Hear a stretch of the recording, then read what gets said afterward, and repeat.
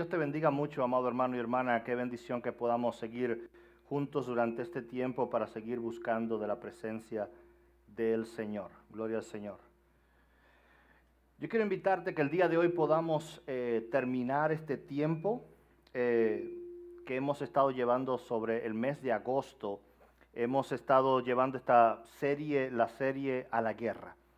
Y esta es una serie que, como decíamos desde el principio, es una serie que habla de cuál es nuestro llamamiento, de cuál es nuestra misión en la tierra. Yo quiero invitarte el día de hoy que me acompañes a esta última parte, la parte 4 de la serie A la Guerra. Y para eso quiero invitarte que me acompañes a la palabra que se encuentra en el libro de libro de Jueces capítulo 3, verso del 1 al 6. Jueces capítulo 3, verso del 1 al 6. Dice así la palabra del Señor. Y estas son las naciones que el Señor dejó para probar con ellas a Israel, es decir, a los que no habían experimentado ninguna de las guerras de Canaán. Esto fue solo para que las generaciones de los hijos de Israel conocieran la guerra, aquellos que antes no lo habían experimentado. Los 5 príncipes de los filisteos, todos los cananeos, los sidonios, los heveos que habitaban en el monte del Líbano, desde el monte de Baal Hermón hasta el Lebo Amad. Y era para probar a Israel, para ver si obedecían los mandamientos que el Señor había ordenado a sus padres por medio de Moisés. Y los hijos de Israel habitaron entre los cananeos y los heteos, y los amorreos, y los fereceos, y los heveos, y los jebuseos. Y tomaron para sí a sus hijas por mujeres, y dieron sus propias hijas a los hijos de ellos, y sirvieron a sus dioses. Oramos, Padre, gracias por tu palabra. Ella es viva y es eficaz, y más cortante que toda espada de doble filo. Hoy te pedimos que nos hables, porque necesitamos de ti, para que la luz de tu palabra alumbre nuestro camino. En el nombre poderoso de Jesús. Amén. Y amén. Gloria al Señor. Yo no sé si alguna vez has estado en un área donde hay terrenos movedizos. Porque nuestra zona, pues es una zona que ha sido muy explotada por las minas durante mucho tiempo. Y sabes, cuando empiezas a viajar alrededor de nuestro condado, comienzas a darte cuenta de que hay algunos campos que cuando vas por la carretera están muy hermosos, verdes, pero limpios. No hay construcción en ellos y no hay agricultura sobre ellos. Y muchas veces comencé a preguntar por qué no hacen nada con ese terreno. Y me decían porque aunque tú los veas sin utilizar encima, han sido trabajados por debajo por mucho tiempo. Así que son zonas donde toda la parte de abajo está llena de minas en todo nuestro condado. Algunas de ellas minas en activo, otras minas que ya no están usándose, pero hay algunos terrenos que son inestables. ¿Por qué? Porque debajo de ello se trabajó por mucho tiempo o se sigue trabajando por mucho tiempo. Entonces, ¿qué es un terreno inestable? ¿Qué es un terreno movedizo? Cuando estaba pensando en esta última serie, en esta última parte, y quería hablar sobre este tema del terreno donde estamos parados. ¿Qué es lo que estamos viviendo? ¿Qué es lo que estamos haciendo? Y sabes, me gusta mucho porque el significado de la palabra movedizo es un significado muy especial, porque dice que es algo que se puede cambiar de lugar, pero es algo que no tiene firmeza o estabilidad, pero es algo que ofrece inseguridad. Así que cuando una casa está sentada en un terreno movedizo, corre el peligro de derrumbarse.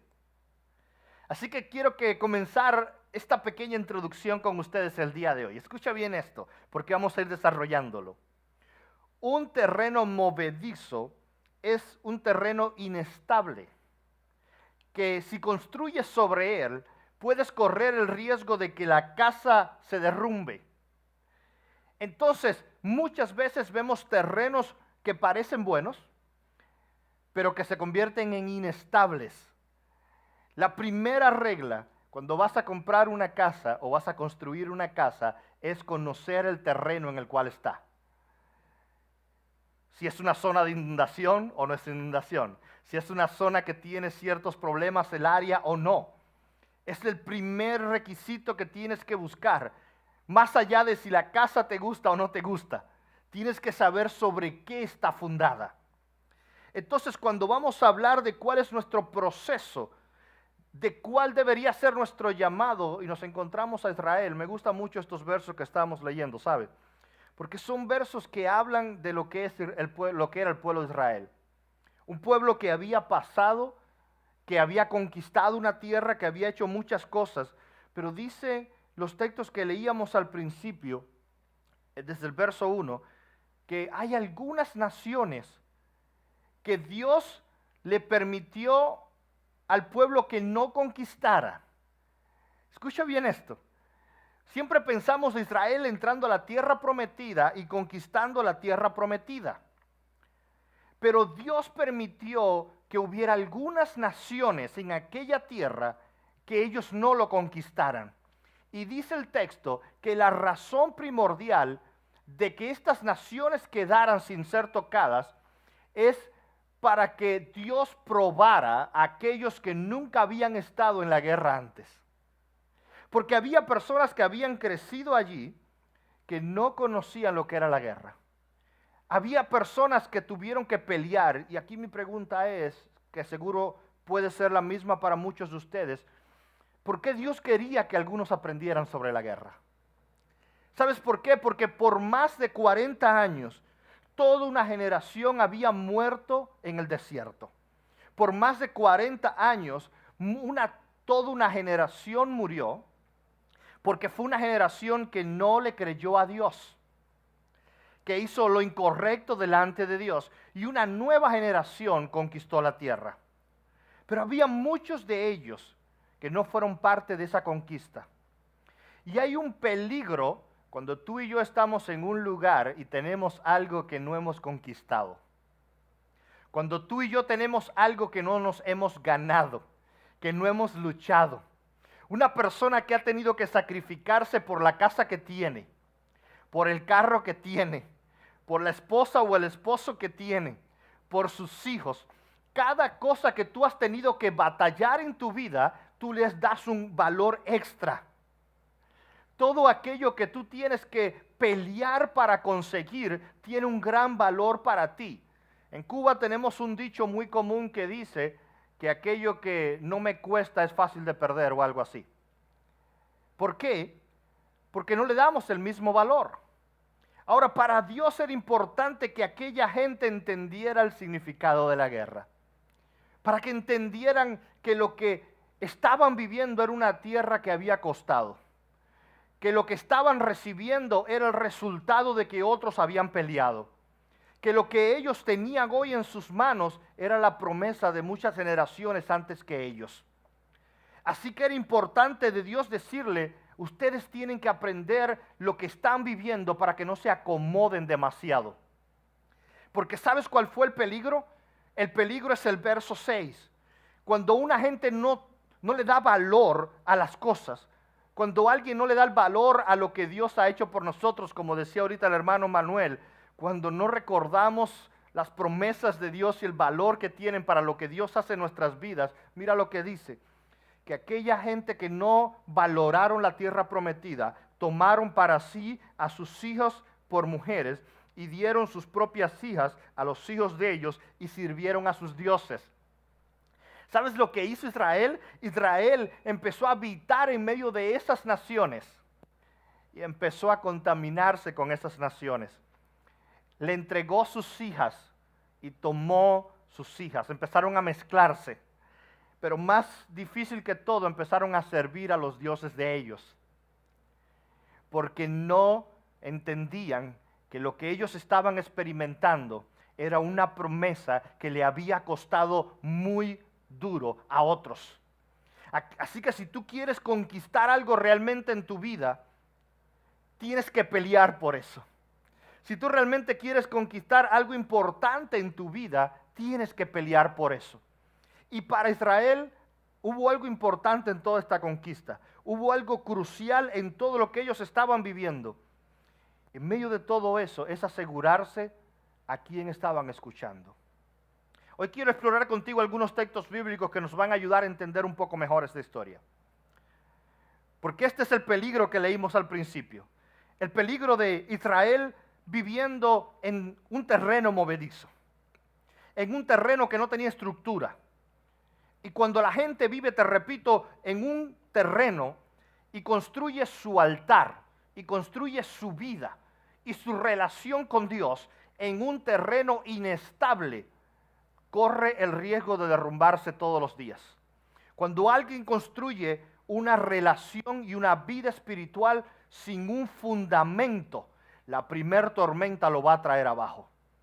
Y eso es lo que pasaba con Israel. Empezó a mezclarse y empezó a contaminarse. Pero los que habían estado antes que ellos pudieron conquistar por una razón. Y la razón la encontramos en el libro de Josué, pero algunos, es decir, un libro antes y algunos capítulos al principio. Josué capítulo 5, verso 13 al verso 15. ¿Cuál fue el éxito de la generación antes de ellos? El éxito de la generación fue lo que pasó con Josué. Escucha bien esto. Y sucedió que cuando Josué estaba cerca de Jericó, levantó los ojos y miró, y he aquí un hombre estaba frente a él, con una espada desenvainada en la mano, y Josué fue hacia él y le dijo, ¿eres de los nuestros o de nuestros enemigos? Y él respondió, no, más bien yo vengo ahora como capitán del ejército del Señor. Y Josué se postró en tierra y le hizo reverencia y dijo, ¿qué dice mi señor a tu siervo? Entonces el capitán del ejército del Señor le dijo a Josué, quítate las sandalias de tus pies, porque el lugar donde estás es santo. Y así lo hizo Josué. ¿Por qué la generación de Josué y la generación de Caleb y la generación que conquistó a Canaán fue diferente? Porque fue una generación que antes de ir a conquistar sabían de quién iban a seguir las órdenes. Hoy escuchamos a cualquiera. Hoy abrimos el internet y nos creemos cualquier doctrina que nos cuenten. Hoy escuchamos órdenes de todo el mundo y corremos a todos los lados. Pero cuando vemos la palabra de Dios a una generación exitosa, es porque antes de Jericó, antes de cualquier otra cosa en sus vidas, hubo un primer acercamiento. ¿Sabes dónde estaba Israel? Israel estaba situado en Gilgal. Y a mí me gusta conectarte la historia porque es importante para nosotros. Antes de conquistar a Jericó, la primer ciudad, los muros se cayeron, cantamos canciones sobre eso, un hecho increíble de majestad y poder de Dios. Pero antes de cualquier cosa de esta, mira lo que acaba de pasar. Todo el pueblo está reunido y hace un campamento en un lugar llamado Gilgal. Habían cruzado el río Jordán. Y cuando habían cruzado el río Jordán, establecieron su campamento en Gilgal. Pero ¿sabes lo que significa Gilgal? Gilgal significa rodar o ir rodando o molino de piedra. Ahí estaba Israel en su proceso. Era un lugar que sobre todo era conocido por sus molinos de piedra para procesar granos. Y allí fue procesado. Antes de llegar a Jericó, antes de llegar a ganar una batalla, antes de poder hacer cualquier cosa, para Israel era importante de quién voy a seguir órdenes. ¿Quién me va a decir el camino? ¿Quién me va a enseñar lo que es la verdad? Porque hoy cualquiera se cree el dueño de la verdad. Y hoy dice, yo tengo la razón. Te vas a encontrar a otro grupo que te dice, no, yo soy el que tengo la razón. Todo el mundo se cree dueño de la razón y la verdad. ¿De quién escuchamos realmente? ¿De quién podemos asimilar? Porque antes de cualquier cosa, dice que el líder, que Josué, se apartó del campamento y llegó a un lugar a solas y se identificó en aquel lugar. Y mira qué increíble está eso, porque allí se le apareció Dios. Allí se le apareció un ángel que se identifica a él mismo como el capitán de los ejércitos. Y dice que Josué se inclinó sobre él. Y le dijo, ¿de quién eres? ¿Estás a favor mío o en contra mía? Yo no sé si tú entiendes esto, pero Josué era alguien que estaba listo. Josué era alguien que estaba listo todo el tiempo para pelear. Josué era alguien que era capaz de identificar y decir, ¿eres amigo o enemigo? Porque en tiempos de guerra tenemos que identificar quiénes son nuestros enemigos. En medio de aquello viene la revelación de Dios y le dice, no, quítate la sandalia de tus pies, porque el lugar en el que estás es un lugar santo. ¿Eso te recuerda algo a ti? ¿Eso te recuerda que fue lo mismo que le dijeron a Moisés? Es lo mismo que le pasó a Moisés antes de comenzarlo todo. Antes de empezar la liberación del pueblo, se reúne con Dios en la zarza y Dios le dice, te voy a cambiar. Quítate, estás en un lugar santo. El comienzo de Josué no fue delante de las murallas de Jericó. El comienzo de Moisés fue delante de la presencia de Dios cuando no había nadie más. El problema es que seguimos enfocados en poder conquistar Jericó. Y vemos los problemas matrimoniales de familia, en comunidades, las iglesias. Vemos tantos conflictos que estamos viviendo. Y la gente quiere seguir peleando su batalla de Jericó. Pero se enfrenta a un muro demasiado grande, más grande que ellos. La victoria en Jericó no la garantiza lo mucho que yo hable. La victoria de Jericó la garantiza estar primero antes de la batalla a solas con Dios y que Dios me diga, estás pisando terreno santo. ¿Y por qué te digo esto? Porque hay una diferencia entre pisar un terreno santo y pisar un terreno movedizo. Hay una diferencia entre construir mi casa en un terreno santo o edificar mi casa en un terreno inestable. Y esa es nuestra decisión. Allí en Gilgal comenzó todo y Josué aprendió a seguir las órdenes correctas. Así que estaba listo para enfrentarlo. Pero había algo importante, es que tienes que identificar contra qué vas a pelear. Identificar contra quién tienes que hacerlo.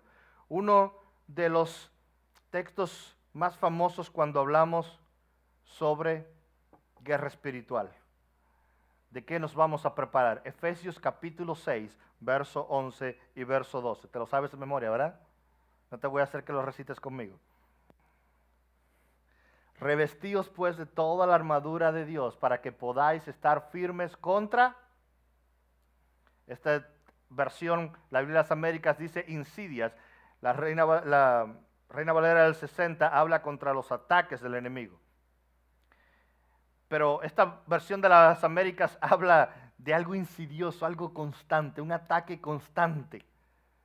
Los ataques constantes de tu enemigo, la única forma de resistirlo es vestidos de toda la armadura de Dios. Porque nuestra lucha no es contra sangre ni carne, sino contra principados y contra potestades y contra los poderes de este mundo, de las tinieblas y contra las huestes espirituales de maldad en las regiones celestes. Y hoy yo no te voy a dar una clase, lo vemos más adelante en doctrina, cuando hablemos los jueves. No te voy a dar una clase de niveles espirituales de cada uno de ellos. Pero todo esto lo que te dice es todo lo que enfrentamos cada día. ¿Cuál es nuestro enemigo? Pero antes de llegar aquí, todo comienza construyendo un terreno santo, construyendo cerca de Dios. Sabes, hay muchas partes de esta armadura que Pablo usa. Pablo usa un ejemplo de algo que los judíos fueran a identificar. Usa la armadura de un soldado romano. ¿Por qué? Porque los romanos tenían esclavizados a los judíos. Así que para ellos la autoridad la marcaba un soldado romano. Para ellos en su mente, cuando Pablo le describe un soldado romano, está hablando de autoridad, está hablando de poder, está hablando de tener realmente control sobre la situación. Y hay muchas partes que Dios comienza a hablar sobre la armadura de un cristiano. Y usted se la sabe, así que yo no voy a entrar hoy en muchos detalles. Pero hay una de esas partes que a veces no hablamos mucho. Porque hablamos de la espada de justicia, que es la palabra de Dios con la que podemos atacar. Y hablamos de muchas de las partes. Pero hay uno que a mí me gusta mucho de esas partes. ¿Y sabes lo que es? Dice Pablo, el yelmo de la salvación. Esto es un yelmo. Esto es un yelmo. Los cascos que usaban los soldados. ¿Ya? Entonces, de toda la descripción que Pablo comienza a dar, Pablo comienza a decir, para que podáis resistir después que tú quieres edificar en un terreno santo, para que puedas ahora resistir, escucha bien, resistir, porque podemos contraatacar con la espada, pero poder resistir los ataques, hay una parte fundamental que dice el yelmo de salvación. ¿Para qué se usaba el yelmo? Para cubrirse su cabeza. ¿Y sabes aquí cuál es la cuestión? Que la salvación es lo que a mí no se me puede olvidar. ¿Sabes la protección de un cristiano a los ataques de su mente? ¿Sabes cuáles son los mayores lugares donde tú eres atacado? En tu mente. Si saliera fuera todo lo que tenemos en nuestra mente, porque aquí es el mayor campo de batalla. En mi mente es donde creo en Dios o no. En mi mente es donde está mi fe, pero en mi mente es donde están mis mayores debilidades también. ¿Sabes lo que dice Pablo? Cuando tú quieres resistir, tú tienes que ponerte el yelmo de la salvación. Tu mente tiene que estar revestida en un solo pensamiento. No importa lo que el diablo me ofrezca. No importa las ofertas del mundo que tenga, no importa lo que él me quiera traer, no importa qué tan buena sea la tentación y me llame tanto el gusto de hacerlo. Tengo que recordar mi salvación. Dice la palabra de Dios que debemos cuidar nuestra salvación con temor y temblor. Entonces Pablo está diciendo, cuida tu mente con un solo pensamiento. Cuando tú piensas en la salvación que proviene de parte de Dios, no hay tentación que supere eso. No hay oferta del enemigo que supere lo que Dios te ha prometido a ti. No hay nada que el mundo me pueda dar que supere lo que Dios me puede dar. Así que viene Pablo y dice, protégete aquí. Así que mira este tema de la batalla. Primero, ¿quién da órdenes? ¿A quién sigues las órdenes? Segundo, ¿en qué terreno estás construyendo? Y tercero, ¿quién es tu enemigo? ¿Con quién tienes que pelear en medio de todo lo que estás haciendo? Identifícalo y revístete. Dios no está diciendo, y yo te voy a vestir. Yo quiero que entendamos esto. La palabra no está diciendo, yo te voy a cubrir. Está diciendo, vístete. Revístete. Ponte. Es una decisión de cada uno de nosotros de poder tenerlo. El yelmo de la salvación que me proteja. Y después que identificamos nuestro enemigo, tenemos que saber cuáles son las armas correctas para poder enfrentarla. Así que este mes vamos a cerrar de este tema y vamos a hablar mucho en otro mes sobre otro, pero este mes tenemos que recordar que estamos en una batalla diariamente y que tenemos que saber cómo pelearlas. Segunda de Corintios capítulo 10, verso 3 al verso 4. ¿Con qué armas vas a pelear? Pues dice la palabra de Dios, pues aunque andamos en la carne, no luchamos según la carne, porque las armas de nuestra contienda no son carnales, sino poderosas en Dios para la destrucción de fortalezas. Porque aun cuando andamos en medio de la carne, aun lo que estamos viviendo, aun en medio de lo que estamos enfrentando, aun en medio de todo aquello, ¿con qué voy a pelear? ¿Con qué lo voy a hacer? ¿Cuál va a ser aquello por lo cual lo estamos haciendo? ¿Cuál es aquello por lo cual quiero estar completo? Me gusta mucho porque esta parte de aunque andamos conforme a la carne, en griego es una palabra que significa literalmente vivir. Porque aunque mi vida es terrenal, mis armas no pueden serlo. Esta frase en griego es mucho más amplia, porque es una frase que hace referencia específicamente que aunque somos humanos, no libramos batallas según métodos humanos. ¿Entendiste bien? Aunque somos humanos, mis batallas espirituales no se libran como humano. Entonces ese es el problema. El problema es cuando yo tengo una batalla espiritual y lo quiero resolver, como se resuelven las cosas humanas. ¿Cómo se resuelven las cosas humanas? Si tú tienes una enfermedad, lo primero que vas a hacer es ir al médico. Si tú tienes una necesidad, vas a llamar a alguien que te ayude. Vas a buscar influencias, vas a buscar personas, vas a usar tus recursos. Así tú resuelves los problemas naturales. Si tú tienes hambre, tienes una sola opción. Trabaja para que compres comida.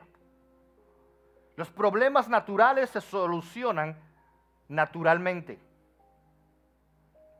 Pero los problemas espirituales no se pueden resolver de la misma manera.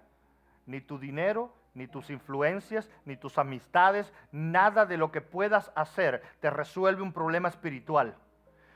Así que tenemos que trabajar y pelear en un ámbito espiritual. Y después que estés peleando, no te rindas. Sigue intentándolo. Mira qué bueno está este texto. Este era Pablo terminando. Decía, he peleado la buena batalla. He terminado la carrera y he guardado la fe. Se trata de perseverar. Se trata de intentarlo una y otra vez. Se trata de decir, yo quiero continuar, yo quiero guardar la fe. Y el resto, Dios lo hará. Entonces tu misión y mi misión en esta batalla espiritual se resume en 4 cosas. Número 1, ¿a quién escuchas? Número 2, ¿sobre qué terreno quieres edificar? ¿Sobre las promesas de Dios o sobre las promesas del diablo? Número 3, ¿cómo te proteges? ¿Cómo te armas? Número 4, ¿con qué armas peleas? Para que después de todo esto lo sigas intentando. ¿Por qué? Porque solo Jesús hará el resto. Aun cuando no tenemos ni idea, cuando yo hago mi parte, tú puedes estar seguro de que Dios hará la suya. Cuando tú haces tu parte, tú puedes estar seguro que Dios es fiel en sus promesas. Y Dios cumplirá lo que te dijo, aun cuando parezca imposible. ¿Sabes? Hace muchos años, un famoso médico viajaba para una conferencia donde le iban a dar un premio de medicina. Este hombre era oncólogo, peleaba contra el cáncer. Y había tenido tantos avances en investigaciones y en su lucha contra el cáncer, que era uno de los mejores en su campo. Y lo invitan a una conferencia en otra ciudad, lejos de donde él vivía. Le dicen, ven que queremos premiarte por tus logros en la batalla contra el cáncer. Y cuando él saca el ticket de avión y comienza a disponerse para ir a recibir su premio por el gran trabajo que había hecho durante tantos años, y llega, se monta en el avión, y cuando llevaba 1 hora volando en el avión, escucha que por los altoparlantes, el capitán dice, lo siento, pero hay una tormenta demasiado grande en nuestro camino. Así que tenemos que aterrizar en la próxima ciudad más cercana y no podemos continuar por problemas de seguridad. Así que él se sintió frustrado, dice, ¿cómo voy a hacer que no llegue a tiempo mi conferencia?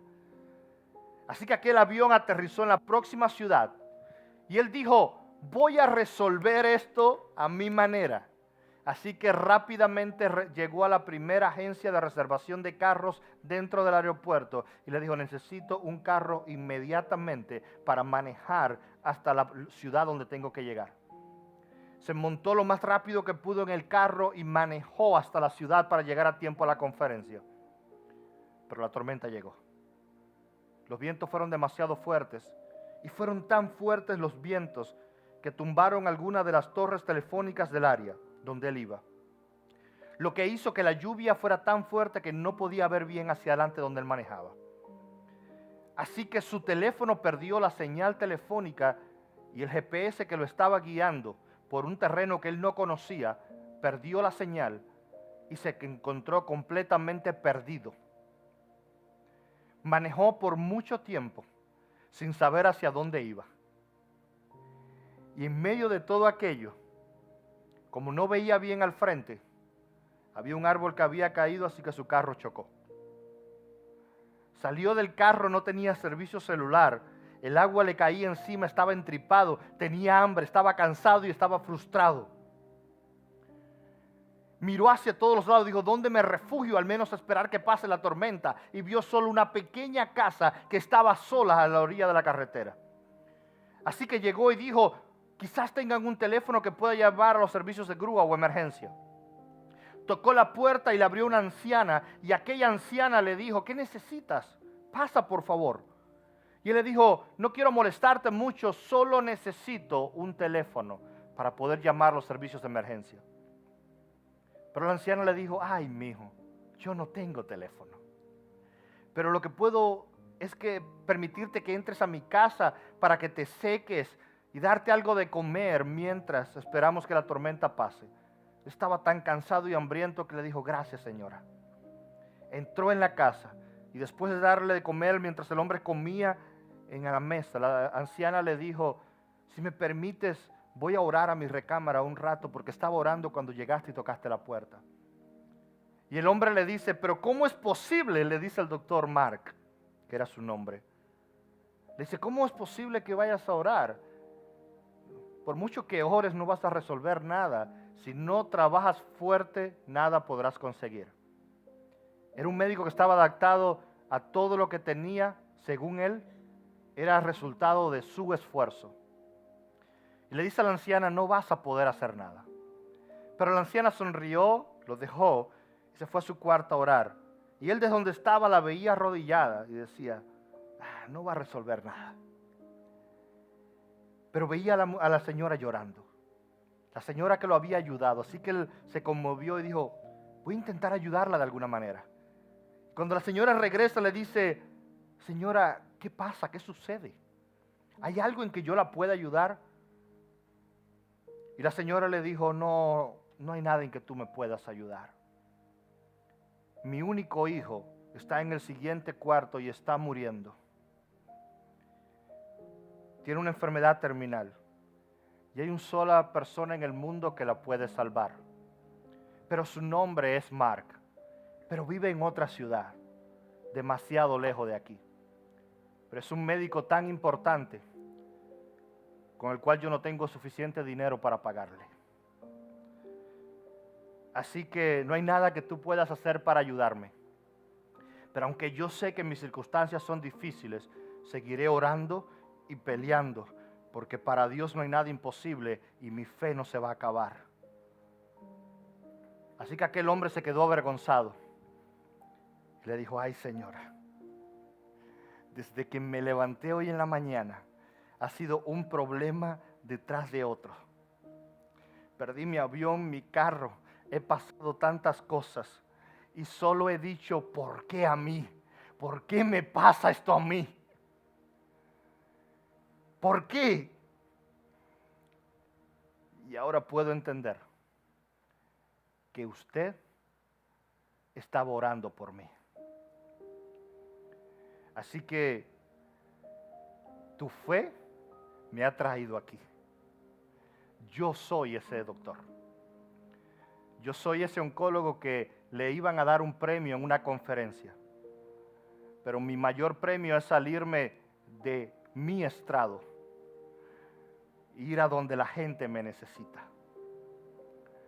Así que, ¿qué pelea quieres hoy trazar? ¿Qué tanto has estado orando por algo y no se ha resuelto? ¿Qué tanto has intentado? Quiero decirte que en nuestra batalla solo Jesús lo puede hacer. Solo Jesús. Así que yo quiero invitarte que hoy terminemos con una última adoración a nuestro Dios. Una adoración que es una adoración profética. Es un tiempo profético. Un tiempo, sabes, en que puede que te la sepas, puede que no, no importa.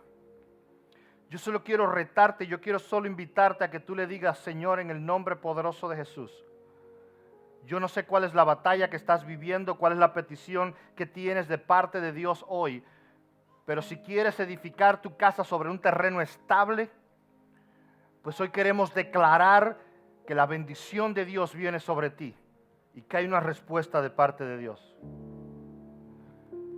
Así que yo quiero invitar que si tú eres de esos que necesita una respuesta de parte de Dios, puedes pasar al frente, puedes arrodillarte, vamos a orar por ti. Pero sea cual sea la respuesta que necesitas hoy, yo quiero invitarte que dejes de solucionarlo por tus canales, por tus formas, por tus estrategias y le digas: Señor, en el nombre de Jesús, solo en Jesús hay respuesta el día de hoy.